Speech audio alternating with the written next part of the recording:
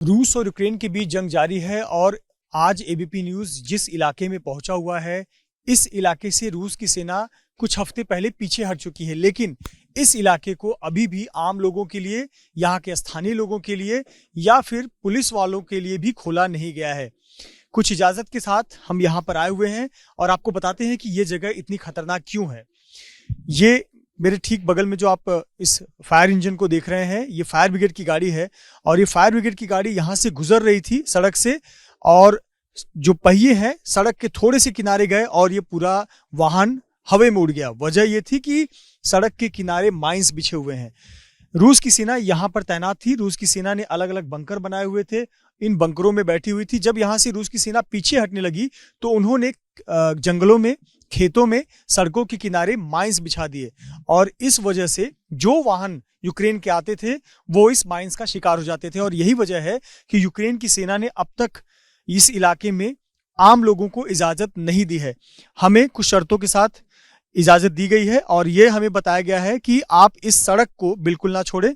अधिकतर माइंस हटा दिए गए हैं, लेकिन खतरा हो सकता है और ऐसे पर किसी भी प्रकार की लापरवाही नहीं बरतनी है। तो हम इस सड़क पर ही रिपोर्टिंग करेंगे, यहाँ से तस्वीरें दिखाएंगे और दिखाएंगे कि देखिए किस प्रकार से जगह जगह जंगलों में माइंस बिछाए हुए हैं और इसकी वजह से माइंस पर वाहन जब गुजरे या सैनिक गुजरे तो उनके परखच्चे उड़ गए। ये देखिए फायर ब्रिगेड के या पुलिस वालों के ये हेलमेट आपको नजर आ जाएंगे जो इस माइंस की चपेट में आ गए। यहाँ तक कि ऐसे जगहों पर बुलेट प्रूफ जैकेट भी कारगर नहीं होता है। इस बुलेट प्रूफ जैकेट को भी देख लीजिए तो आप अनुमान लग जाएगा कि ये किसी काम के नहीं है। और ये देखिए वाहन का जो हिस्सा है, और यहीं से हम सड़क से दिखाने की कोशिश करेंगे कि जंगल में देखिए जो चीजें फैली हुई हैं, कुछ जो गाड़ियों के पुर्जे हैं वो आपको नजर आ जाएंगे। हेलमेट जगह जगह पड़े हुए हैं और ये सिर्फ इसलिए हुआ क्योंकि यहाँ पर माइंस की वजह से बड़ा धमाका हुआ। थोड़ा कैमरामैन आसिफ पूरा पूरा परिसर दिखाइए, कोई आपको नजर नहीं आएगा। यहाँ दूर दूर तक कोई भी नहीं है।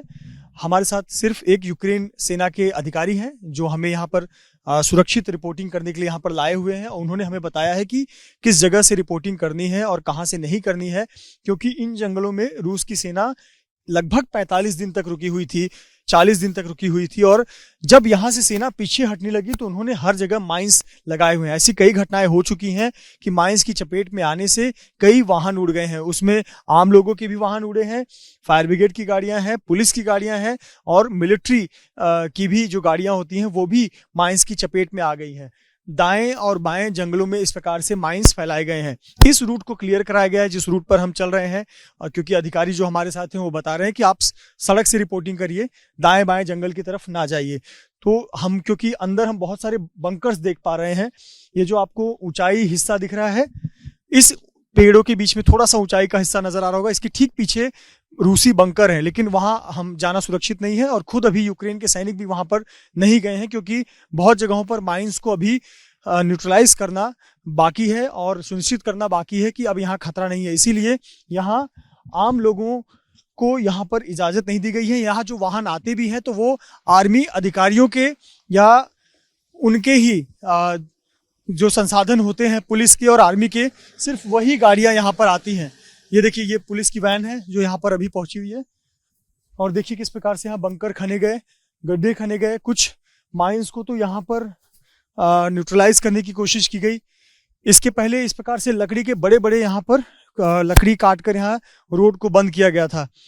यहाँ से मैं दिखाने का प्रयास करता हूँ इस बंकर को देखिए। और यहाँ पर रूस की सेना थी और ये जो चद्दर लगा हुआ है, इस चद्दर को अगर उठाएंगे तो अंदर गुफा जैसा बना हुआ है और ये बंकर काफी अंदर तक जाता है। लेकिन आप देख सकते हैं दाएं बाएं कुछ खाने पीने की चीजें भी आपको दिख जाएंगी, ओढ़ने की चीजें दिख जाएंगी। तो ये रूसी बंकर है जहां अभी फिलहाल जाना सुरक्षित नहीं है। ये गेट है, आप समझ सकते हैं, इस बंकर का गेट है जिसे फिलहाल एक पर्दे से ढका गया है। और ये जो सामने आपको एक स्लोप नजर आएगा, इस तरफ की तस्वीर दिखाइए। ये जो आपको सामने स्लोप नजर आएगा, यहाँ से टैंक आए हुए थे, रूसी टैंक सीधे यहाँ से, जिस सड़क से हमने अभी रिपोर्टिंग की, इस सड़क पर चलते हुए आए थे। और यहाँ पर ये पूरा परिसर रूसी सेना के कब्जे में था।